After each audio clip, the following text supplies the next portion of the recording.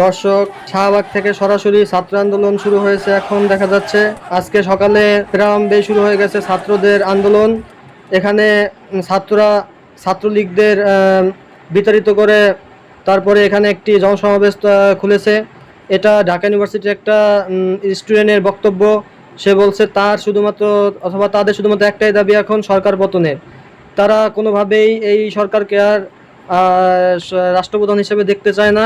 ঢাকা ইউনিভার্সিটির সকল ছাত্রদের পক্ষ থেকে এই ছাত্র এই বক্তব্যই দিয়েছে এবং সে শুধু সুষ্ঠু বিচারই চায় না, এখন তারা সরকারের পদত্যাগ চায়।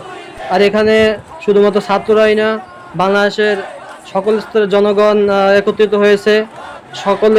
সকলে লাল সবুজের পতাকা নিয়ে হাজির হয়েছে। তাদের শুধুমাত্র একটাই দাবি যে সরকারকে তারা চায় না। দেখেন, একটু আগে এখানে ছাত্রলীগের সাথে সংঘর্ষ হয়ে অনেক ছাত্রই আহত হয়েছে।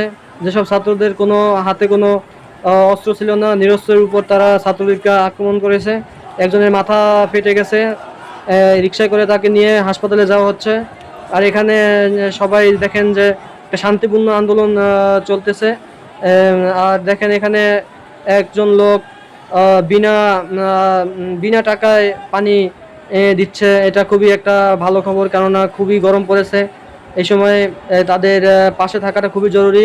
অনেক ইউটিউবার ভাইরা এসেছে এখানে।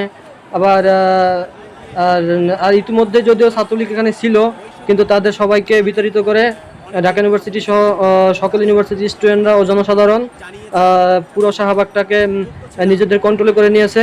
এখন আজকেই না, এটাই ছিল শুরুর একটা সময়, যে সময় তাদের একটাই দাবি যে সরকার পতন। তারা শুধুমাত্র সরকার পতন চায়, তারা আর কোনো বিচারের আওতায় যাইতে চাচ্ছে না।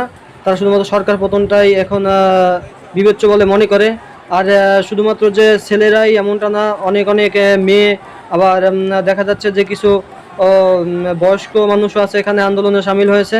তাদের একটাই দাবি এই লাল সবুজের বাংলাতে তারা আর কোনোভাবেই এই স্বৈরাচারী সরকারকে চায় না, সবারই সরকারের পতন চায়।